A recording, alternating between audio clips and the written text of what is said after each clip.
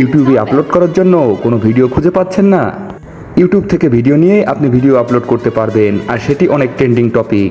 চলুন দেখে যাই কিভাবে এটি করা যায়। প্রথমে আপনি ট্রেন্ডিং অপশনটি বেছে নিন, তারপর এখান থেকে দেখুন কোন ভিডিওটি সব থেকে টপে রয়েছে। আমরা প্রথমেই দেখতে পাচ্ছি এই ভিডিওটি একদিন আগে আপলোড করা হয়েছে। পরবর্তীতে নিচেতে আরেকটি ভিডিও আছে যেটি 20 ঘন্টা আগে আপলোড করা হয়েছে, কিন্তু 2.5 মিলিয়ন।